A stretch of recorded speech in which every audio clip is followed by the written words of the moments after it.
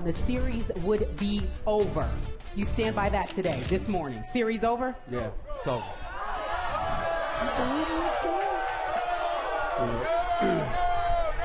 You know, even if the Heat had lost, I still would have been up here. I still would have been enthusiastic. I would have been envisioning a comeback that at least pushed this series to a Game 7. But I'm in no mood to play around. The Miami Heat got beat down last night. They've been beat down the last 2 games in Miami. And I think the thing that has gotten me, and I'll say it, depressed, is the fact that they were tired in the second quarter. They were heaving, they were breathing, and I owe an apology to a whole bunch of people because I'm busy. My man, mind your business before I have you thrown out. Don't get on my nerves. Today he's serious. I'm sitting there. I'm sitting there like this. I'm watching this team, and they were heaving. They were like me on a treadmill up against Skip Bayless. You understand what I'm saying? I mean, we know I'm not going to last for so long, okay? I'm watching these guys, and in the first quarter, Dwayne Wade was heaving. In the second quarter, I saw LeBron James looking spent. The rest of the team looked tired. And it wasn't because they were older and older than San Antonio and that was it. No, Greg Popovich went like this. Patty Mills, Kawhi Leonard, Danny Green, push it, push it, push it, push it, push it. And it didn't matter what the Miami Heat did. Popovich insisted that they pushed the tempo. And because of it, Miami literally looked like a team starving for an oxygen mask. I mean, it was unbelievable to watch. Now, to leave it at that would not do the San Antonio Spurs justice. They put on a clinic. They're passing the basketball. They're moving without the basketball. They're using the clock. Sometimes they're taking shots quickly in the clock. The Miami Heat don't know what hit them. But in the end, the best player on the floor has not been LeBron James. Dwayne Wade has not been a star. The supporting cast, you usually need LeBron and D. Wade to be who they are in order for that supporting cast to do its job. They can't do their job. And San Antonio is outplaying and outcoaching them. The better team is dominating this series, but they're not just a better team, they're a team in better condition. And I never thought that I would be saying that about a team with LeBron James on it, but that's how Miami has looked, especially last night. I must say, as over-emotional and wounded as you sound right now, no honorable mayor of South Beach would abandon ship so quickly on these fine people out here. I got to tell you, the true mayor of South Beach would stick with his town's team till death do them part in 4 games that they would lose. Well, in my opinion, I am because I showed up, and I have no desire to. But I'm here. You see what I'm saying? I'm just being a realist. Okay. Now we're about to have some role reversal on this show. Okay.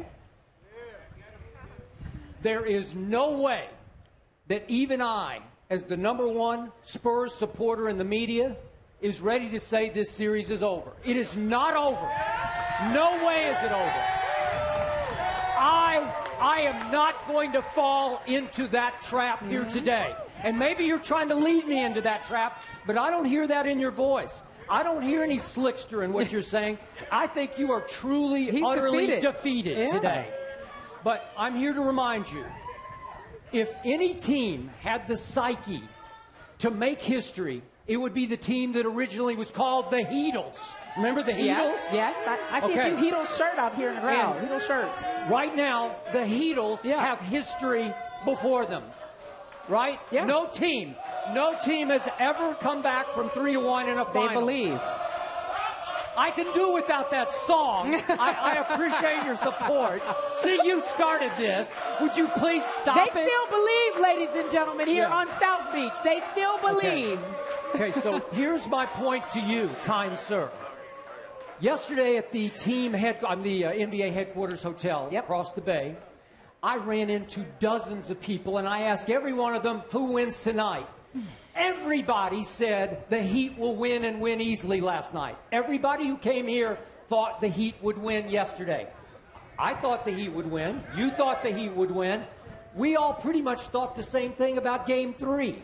Now, everybody I have talked to today, starting with you, says it's over in 5 games on Sunday night in San Antonio. It ain't that easy. That's a dangerous phenomenon that is happening, because every time I hear everybody say it's going to go one way, it invariably goes the other way. Now, can I remind you that if the Miami Heat did find some crazy way to steal, if I can use that word, Game 5 on Sunday night in San Antonio, do you realize how the earth would move in the NBA? Do you realize how the NBA world would go crazy and suddenly say, oh my God, LeBron and company, all they have to do is win Game 6 back home, and we're back to Game 7. So this thing could swing crazy wildly off Sunday night. How many times have I said on this show, I don't always trust my Spurs at home? I say again and again, I like them better on the road than I like them at home. And I'm going to remind you again how many times I've used this stat. This regular season, by 5 games, they had the best road record in the NBA. And you just saw why. Because they just clinicked your Heat on the road. Because no team loves to win on the road more than this veteran team loves to pull together and turn down your chance at home. That's what just happened. Okay. But I'm here to remind you.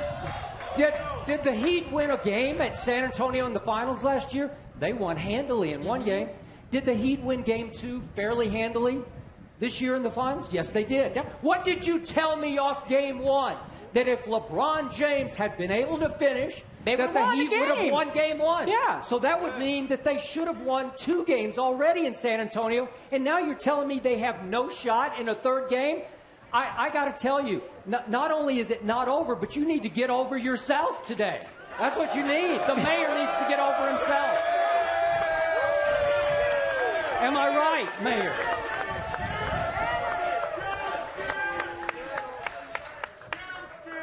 I'm saying to you that I picked the Miami Heat to win this series in 7 games. Okay. I think it's over. Now, could they go and win Game 5? Yeah, let me tell you why. Because between now and Sunday, you've got 3 full days rest. Okay? And because you've got that rest, I don't think the Wayne Wade will look as bad in Game 5 as he did last night. All right. I certainly think that LeBron James will come ready to play. And who knows who else may show up. But then after that, you got a game on Tuesday and, if necessary, Thursday. And this team that is older, because people believe San Antonio is older when, in fact, it's the Miami Heat who are older. When you consider them, the way they looked gassed and completely spent, do I think the Heat have it in them to go from Sunday to Tuesday to Thursday and win this series? No. That's what I'm talking about. But could they win Game 5? Fine. You know, and that's what it is. Now, when you are a mayor, you have to understand that sometimes you have to deliver bad news to your constituents. You have to sit there and look them in the face and say, we will rise again sometime in the near future. But right now, this is what the catastrophe of our situation entails. It is what it is. I hate to be the deliverer of bad news. I hate to bring it. How do you think that I felt knowing that I had to come on this set today and sit across from you with the debacle that took place last night? But I'm here because you know something? That's what you got to do. I hate to be the deliverer of bad news, but it wasn't your obligation to deliver it to my citizens. It was mine. So I have to sit here and approve the message that I'm delivering. All I'm doing is being real with the folks here in Miami. For us to be back here Tuesday would be a miracle. That's how bad they looked last night. That's all I'm saying. You only go, now if you want to ignore last night and say that they have an opportunity, you know, to be back here Tuesday and just ignore last night and wash it away, that's fine. But if last night is any indication, then to me they're done, because I can't even get to the basketball. I'm looking at the fact that, I mean, go back and watch the tape.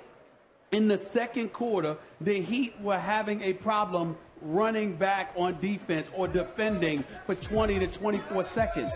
It was unbelievably embarrassing. I don't need to watch the tape. It's looping in my psyche. Yeah, I bet it is. And by the way, we do have an obligation to inform the folks here what you're really doing. Because you are petrified of any little thing that could go wrong with the San Antonio Spurs. So what you're doing is you're making sure not to take it for granted. But let me erase that notion by telling you this. I've been saying this all year. Give me credit for this. San Antonio never just wanted the title. They wanted Miami because they believed that last year's title should belong to them. These guys are coming.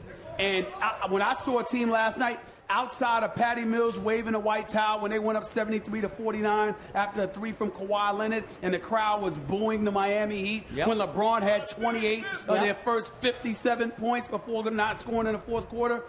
Outside of that waving of the white towel, what I saw on San Antonio's bench, was a team that said, we still got work to do. We ain't finished. That's right. That's a bad sign for Miami. Okay, I'm going to remind you again, my Spurs were up 5 points with 28 fateful seconds left. No. And I'm not going to revisit that. I don't want to relive that. I don't want them to relive that. I don't want that to start creeping back into their psyche. I said going in, I said it all year, since December, Spurs in 6. Now, would I love to see them close it out in 5? You better believe it. Nobody will celebrate more than I will if they win in 5 games and make me 1 game short of my original prediction. Is my head telling me that 6 is more likely? It is. Okay. It is. I'm telling you God's truth right now. I'm still feeling Spurs in 6. I will say this. If the Miami Heat ain't going to push this to Game 7, save me the flight. I don't need to come back here. So if the Heat win Sunday night, you're not coming back for Game 6. No. I'm not going to be happy about being back because I'm not going to believe they can get it done in Game 6. I'm looking for Game 6. I'm looking for a Game 7.